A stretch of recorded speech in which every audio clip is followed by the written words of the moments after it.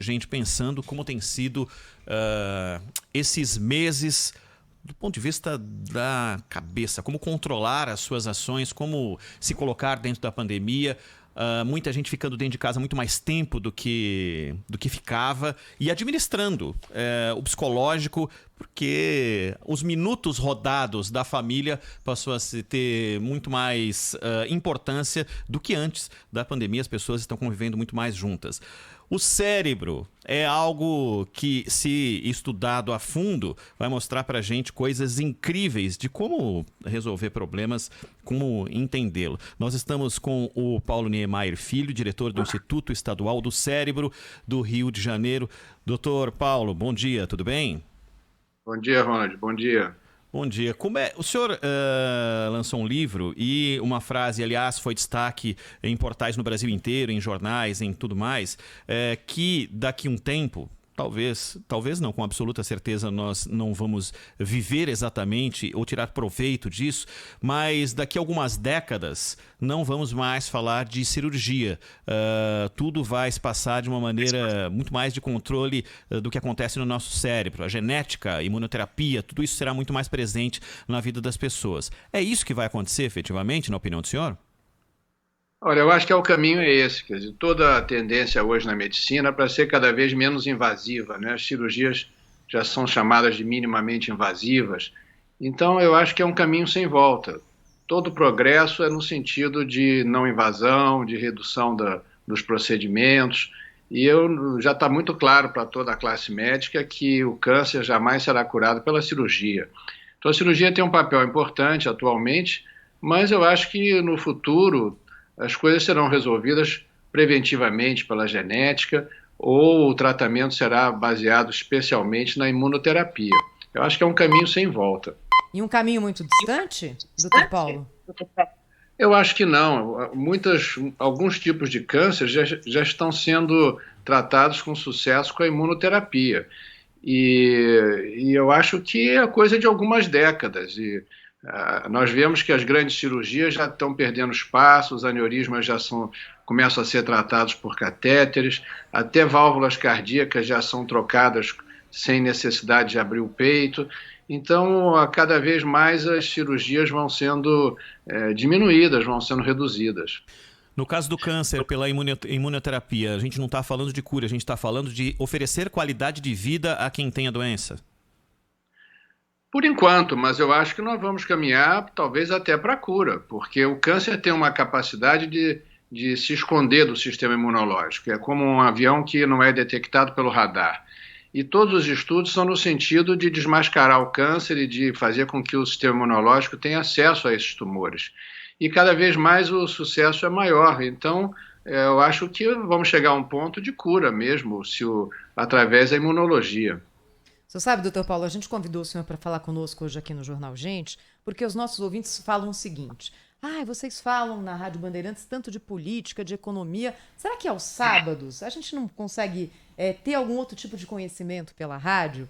E aí a gente achou tão interessante essa matéria sobre o livro que o senhor lançou, No Labirinto do Cérebro, e a gente queria pedir para o senhor compartilhar um pouco esse seu conhecimento com os nossos ouvintes. Por exemplo, o que se sabe hoje a respeito do funcionamento do cérebro humano, que é novidade e que não se sabia há alguns anos?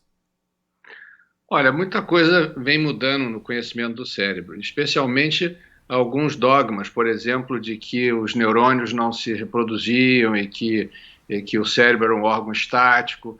E isso não é verdade. Hoje nós sabemos que o cérebro é um órgão dinâmico, que está sempre se renovando, e toda nova habilidade que aprendemos, eles criam novos circuitos no cérebro.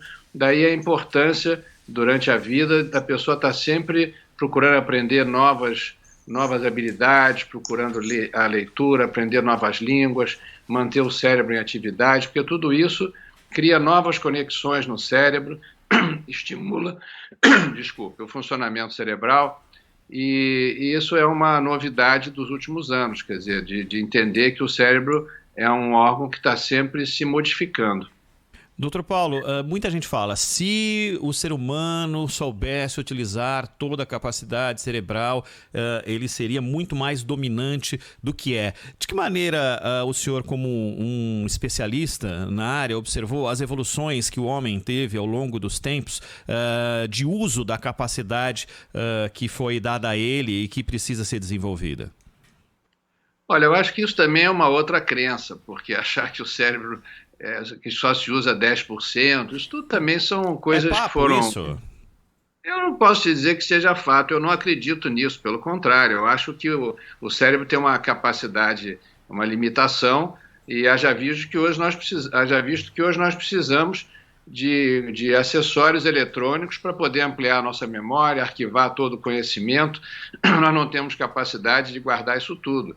Então, o cérebro ele é criativo, ele tem ideias, mas ele não é capaz de armazenar tudo que ele produz e tudo que ele cria.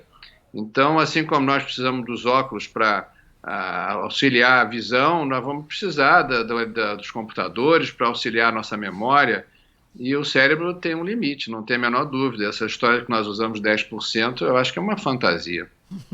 Música de Raul Seixas, que acho que ficou na cabeça do Ronald Exato. Gimenez, viu, doutor Paulo? Doutor Paulo, como é que se estimula o cérebro? Eu acho que é como eu te disse, procurando estar sempre aprendendo novas habilidades, procurando aprender coisas novas e procurando não se acomodar no conhecimento já adquirido, e isso é que vai estimular novas conexões, estimular a memória e estimular todo esse conjunto de neurônios que fica adormecido se você não está usando. Então, o cérebro, como qualquer outro órgão, ele precisa ser usado para se manter vivo e se manter ativo. O processo de envelhecimento do cérebro é semelhante ao de outros órgãos do corpo humano, doutor Paulo? Sem dúvida.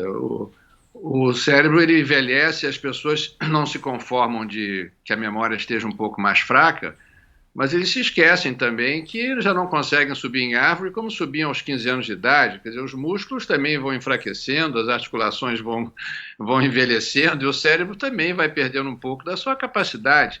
Seria muito estranho que aos 100 anos a pessoa não tivesse nenhum cansaço do cérebro, e apenas dos músculos e dos outros órgãos, né? Então o cérebro também envelhece, e hoje a grande luta, eu acho que é de tentar que o cérebro se prolongue e que possa manter toda a sua atividade, e isso é o que dá qualidade de vida no indivíduo, né? Doutor, por que às vezes a gente lembra do que aconteceu há 30, 40 anos e não lembra do que almoçou ontem? É normal, faz parte do processo de envelhecimento? Olha, isso é um processo natural, em primeiro lugar, quer dizer, sempre todos têm maior capacidade de lembrar o que é mais antigo, porque o que ficou registrado foram aquelas coisas que nos impactaram, que havia interesse, que havia emoção. O cérebro, a memória é muito relacionada ao interesse, quer dizer, onde você colocou a chave, onde colocou a caneta, isso não tem maior interesse na sua vida, ainda mais se você está preocupado ou pensando em outra coisa. Então essas coisas menores não são registradas, quer dizer, o lobo frontal é um lobo que tem que está relacionado às emoções, ao interesse, e ele é que faz a seleção do que vai ser arquivado na memória. Então é muito comum, quer dizer, já com a idade, que esse sistema vai também ficando um pouco mais lento na escolha do que vai ser arquivado, ou mesmo no arquivamento, e a memória antiga, que já está sedimentada, é a que persiste. Mas mesmo na idade mais avançada, o que determina o que vai ser fixado é o interesse, é o impacto, é a emoção que aquele fato tem, e não ele em si.